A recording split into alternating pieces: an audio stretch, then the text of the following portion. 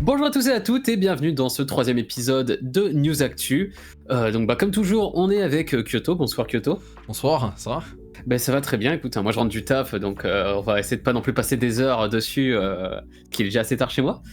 Mais ça fait plaisir de se retrouver toutes les 2 semaines pour ces petites news. En plus, des très bonnes news cette semaine, donc je pense qu'on va commencer tout de suite, je te laisse guider les sujets. Ouais, je vais juste rajouter qu'ici il est 15h, mais chez toi il est 23h, donc à partir de ça on va y aller quoi. Ouais, le décalage horaire France-Japon, il est assez violent. Donc, première news, on va d'abord regarder les ventes des mangas au Japon, et qu'est-ce qui se vend le plus, et donc on va découvrir ça tout de suite.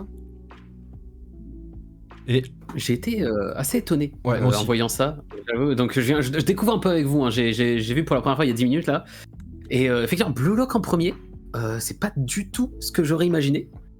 Si tu veux, moi j'aurais Après, imaginé. c'est excellent, mais J'aurais imaginé un My Hero Academia, un One Piece ou quelque chose comme ça, mais pas Blue Lock. c'est vrai que bon, One Piece en général, c'est un peu le garanti top 1 quoi. Après, Blue Lock, il y a peut-être plus de tomes aussi, tu sais, genre si One Piece il sort peut-être 10 tomes dans l'année, peut-être que Blue Lock en fait il en a sorti 15, ou alors je pense que c'est aussi l'effet animé. Le fait que l'animé soit sorti a fait qu'en fait le machin il y avait déjà genre 20 tomes de sortie, et les gens ont acheté d'un seul coup les 20 premiers tomes, et du coup ça fait booster les ventes comme pas possible. Ouais. Donc il y a évidemment ça. Jujutsu Kaisen ça a refait pareil, la saison 2 est excellente, et du coup je pense ça a reboosté les ventes du truc. Oshinoko 4ème, après pareil quand c'était fait là, Chainsaw Man pareil, c'est quand même une mais bonne ça place, fait plaisir quand même de les voir aussi haut. C'est-à-dire que Ouais. Oshinoko il te passe devant Chainsaw Man quand même. C'est ça. Donc ça fait plaisir. Ouais. Et on voit même un début d'effet animé avec les deux de cette saison, donc Free Ren en 11ème et Oui. le 13ème The Apothecary Diaries, là, les carnets de l'apothicaire. Donc 11 et 13ème, alors qu'ils viennent juste de sortir, ils sont encore en cours. Ça, tu sais que c'est directement lié à l'animé qui fait en fait monter les ventes du manga. Parce que c'est tout le temps comme ça au Japon. Ouais, c'est ça. C'est incroyable l'effet que ça a à chaque fois sur les ventes, donc c'est rien d'étonnant, on va dire, sur ça en soi. Alors après, par contre, j'ai vu God Cheese Rock en 25, et là, j'ai pas compris. Ouais. C'est-à-dire qu'il y a un manga God Cheese Rock. Pourquoi pas? Ouais, mais s'il est si bas, c'est justement parce qu'en fait, il est assez peu populaire. En même temps, quand c'est un truc sur de la musique, forcément, faire un manga, c'est comme Keion. Il y a un manga Keion, mais si tu veux, ça vaut pas grand-chose, quoi. C'est des trucs, ça se regarde en animé, ça. C'était pas un original, tu vois, déjà. Non, c'était pas un original. Ouais. Il y avait effectivement un manga. Donc, ok. Bon, pour cela, je pense qu'on va pouvoir passer. Pas grand-chose de plus à dire. Ça fait quand même plaisir de voir pas mal de gros noms. Spécialement Oshinoko et Chainsaw Man, moi, ils me font plaisir. J'ai fait partie des ventes de Chainsaw Man cette année. J'ai acheté tous les tomes en arrivant au Japon. Il y a juste Slam Dunk qui, chez nous... il y en a qui connaissent, hein, mais pas beaucoup, quoi. Je pense que ça a encore été à l'occasion. Il y a eu le film qui est sorti, Slam Dunk. Et au Japon, ça a tout cassé. Quand on est arrivé à l'époque, ouais. Tous mes potes japonais me parlaient du film, ils étaient en mode ouais, t'es allé voir le film au cinéma. C'est à peu près quand on est arrivé que c'est sorti. Donc ça a énormément boosté aussi, je pense. C'est ça. Bon, de toute façon, on va enchaîner parce que c'était juste pour avoir un aperçu global. Ouais. Donc, chez nous, on a des actus qui concernent Solo Leveling, surtout en France. Alors, en fait, chez nous, ça sortirait plus tôt qu'au Japon. Au Japon, ça va sortir le 6 janvier. Chez nous, ça sortirait le 11 décembre au Grand Rex. Donc on aurait ça déjà d'exclusivité. Et puis il y aurait une autre exclusivité TV. Quand même. Mais moi je comprends pas trop, mais alors je donne toutes les infos d'abord. Et après l'exclusivité TV, je pense que ça veut juste dire qu'en gros il y a une seule chaîne sur la télé qui a le droit de la voir. Si je comprends bien, donc c'est pas étonnant, c'est juste ils ont vendu les droits quoi. Moi je le perçois comme ça parce que je pense que ça va être diffusé aussi sur Crunchyroll et un peu partout, mais bon, on verra bien. Mais je pense aussi, ça m'étonnerait qu'il y ait que la TV qui le diffuse. De toute façon, tu l'auras toujours de manière piratée, y a pas à s'inquiéter, tout va bien. Ouais, voilà, si vous êtes pirate, vous saurez le trouver. Ce qui est un peu étonnant quand même, c'est que je sais pas pourquoi, à ce point, il y a eu un forcing français sur Solo Leveling pour acquérir les droits et le mettre en avant, tu sais. C'est un truc extrêmement populaire en France, hein. Je crois qu'ils ont même vendu beaucoup en physique. Alors que c'est un truc webtoon à la base, ils ont réussi à vendre les tomes en physique, c'est un truc qui se faisait jamais. De là, l'avoir avant le Japon, il y a eu une négociation de ouf malade, je pense. Ouais, là j'avoue que l'avant-première, en plus c'est genre longtemps avant, quoi, c'est 3 semaines avant la sortie Japon. C'est assez étonnant. Bon. Et en parallèle, je passe direct aussi en même temps, je vais le mettre comme ça. Donc ça c'est le trailer qui est sorti, où on voit un peu plus de choses à l'écran quoi, par rapport à avant. Et le Seiyu qui faisait la voix avant, au tout début du manga, sera pas le même après qu'il passe en fait l'épreuve de la statue et l'épreuve des donjons. Donc le gars aura littéralement 2 voix. Oui, en gros, voilà, forcément, il y a une énorme transformation entre quand c'est une baltringue et quand il passe en mode BG, donc ils ont mis 2 voix, 2 seiyuu, c'est pas rien d'étonnant sur ça. Bon, moi je l'attends avec impatience en tout cas. Toi, je sais pas trop. Parce qu'il Ouais, y a un peu rien la j'ai jamais saison. été aussi fan que ça de Solo Leveling, mais ça fait toujours plaisir de voir ça. Je suis pas encore convaincu exactement par ce que j'ai vu des chara design, de l'animation. On va vite voir ce que ça donne quand on y sera, et puis voilà quoi. Moi, j'aime pas trop quand c'est un picture parce que je trouve que ça fait toujours un petit peu enfantin par rapport à d'autres. Ouais. Mais voilà. C'est-à-dire que par exemple, ça aurait été Mappa, tu vois. Ah, je pense qu'il y a certains trucs, surtout avec un petit peu, tu sais, les esprits bleus là. C'est quand il invoque son pouvoir de nécromant. Ah bah. Oui, moi je ça sais aurait pas eu la même gueule. Je pense qu'avec Mappa, ça aurait eu une gueule encore mieux, tu vois. Ouais, je suis pas fan de A1, mais bon, bah écoute, hein, c'est comme ça. On verra bien. Ouais, c'est pas non plus le pire des studios, donc ça passe. Bon, de toute façon, on va arrêter là. Et ensuite, donc c'est bien ce que je disais, c'est le 6 janvier 2024 au Japon que ça sort. On va pas vous refaire le truc du synopsis, ouais. C'est bon, on connaît. Voilà. Dan Dan Dan reçoit une adaptation d'animé. Donc là, je vais te laisser en parler parce que moi, je suis pas trop au courant du truc. Ça me fait très plaisir. J'en ai entendu énormément parler. J'ai pas lu le manga parce que je lis pas de manga, j'ai pas le temps. Mais beaucoup de potes assez élitistes m'en ont parlé. Et l'annonce de l'animé a fait beaucoup de bruit, notamment parce que le staff dessus est masterclass, si tu veux. Donc c'est par Science Saru, le studio de Masaaki Iwasa, qui a fait Devilman Crybaby, récemment Japan Sings, qui était pas ouf, mais bon voilà. Bon, qui est connu quand même pour avoir fait beaucoup de masterclass. Et apparemment le staff dessus, que des bons, donc des très bons chara designers, des très bons à la musique, des très bons réals. Donc globalement ça devrait être masterclass. Un manga masterclass pour un animé masterclass serait génial. Pour un synopsis rapide, on rappelle, donc c'est deux lycéens qui sont en désaccord. T'as la meuf, ou je sais plus qui est qui. T'as Momo qui croit aux fantômes mais pas aux extraterrestres.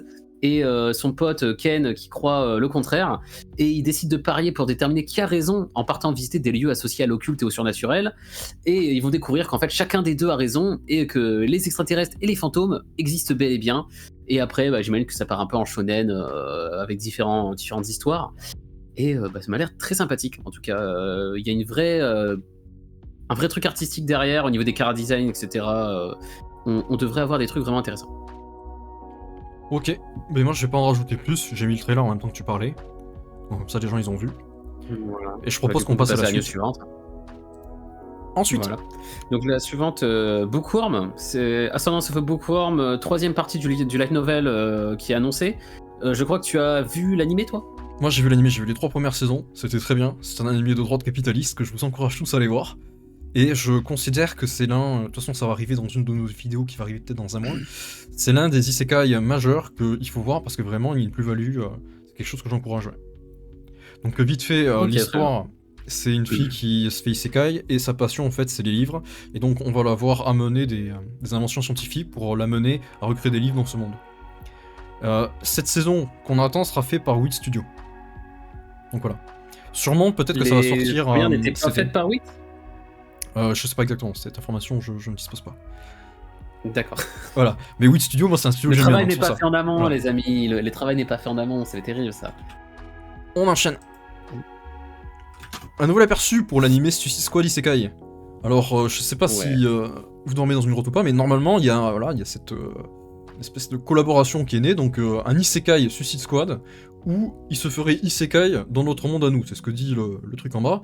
Et en attendant... je vais mettre le trailer et tu vas nous dire c'est quoi déjà ton avis sur ça. Bah écoute, c'est assez spécifique. Je suis pas un grand fan de DC, perso sur super-héros, j'ai toujours été beaucoup plus Marvel.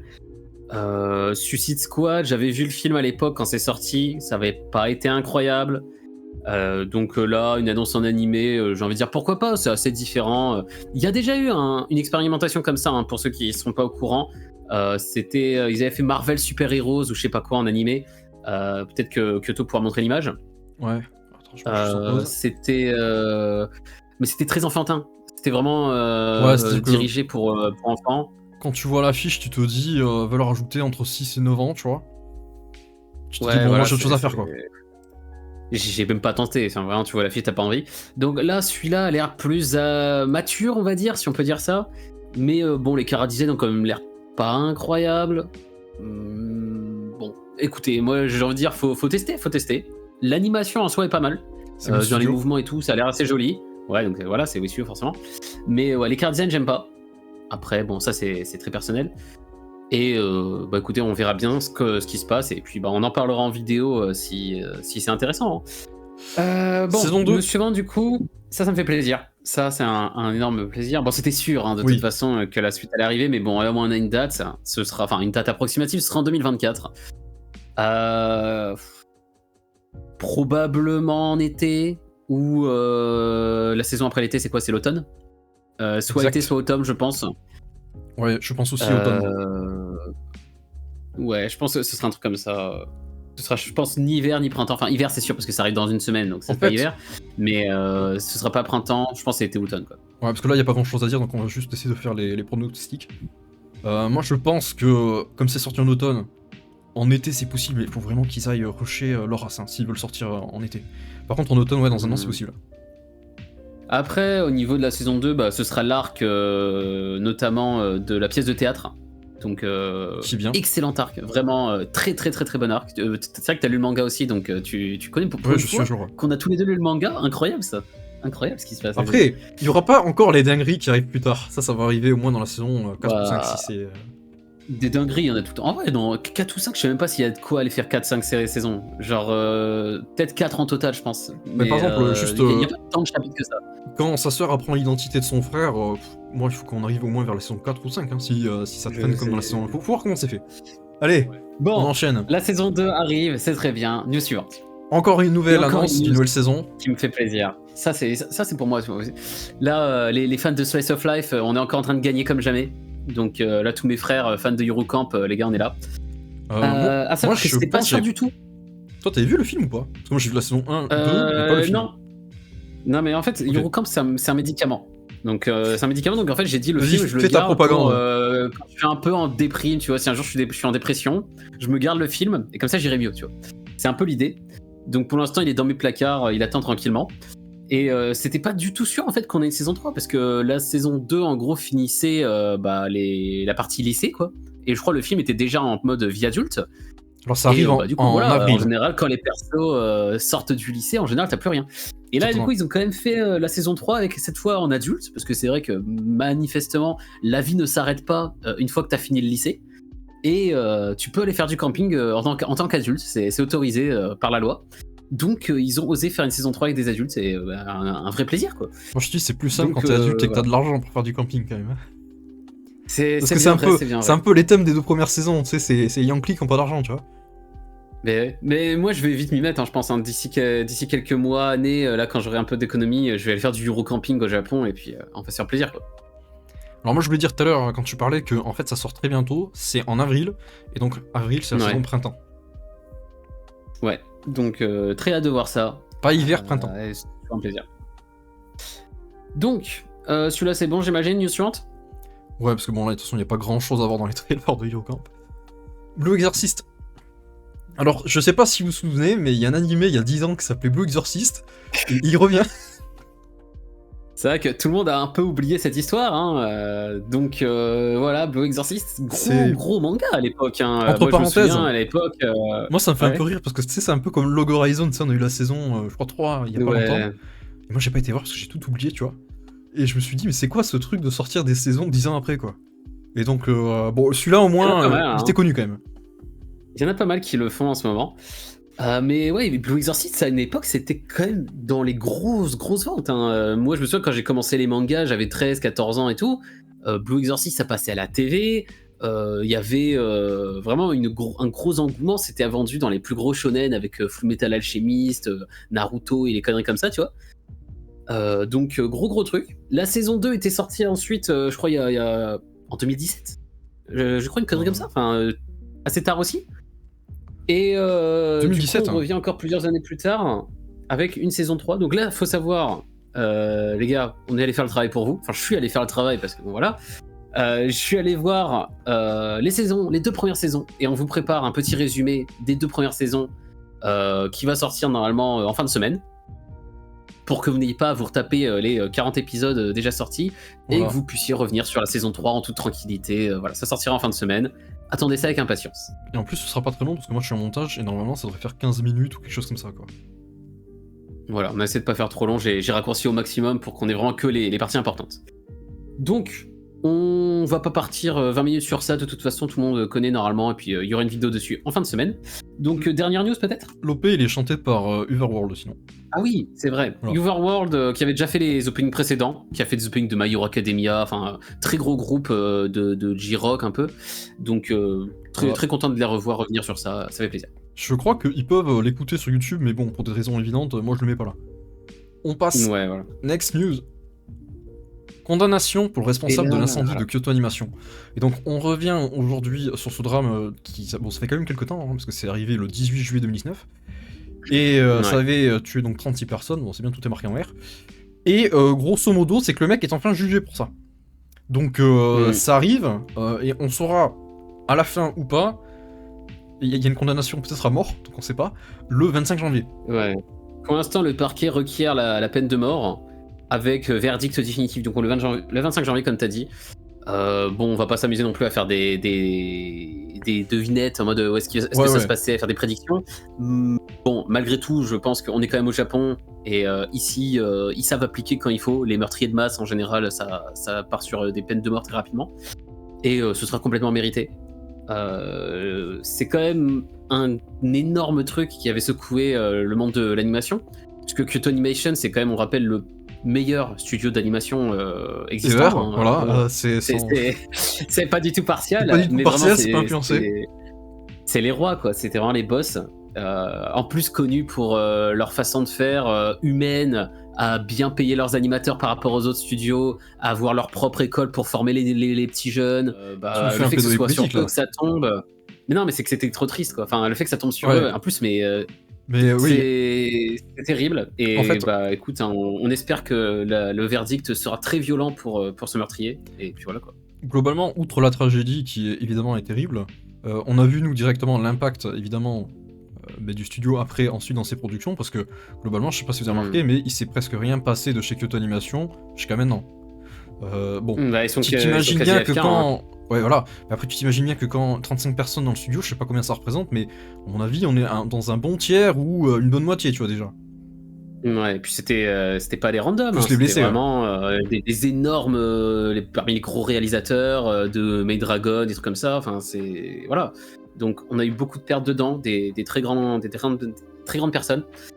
Il y a eu une saison 2 sur Maid Dragon qui est sortie, je crois, il y a 1 ou 2 ans. Donc ils se remettent petit à petit, hein, mais bon, ils sont plus très présents. J'espère que vraiment ils se remettront et qu'ils referont comme ce qu'ils faisaient avant, parce que c'est vraiment mon studio préféré personnellement.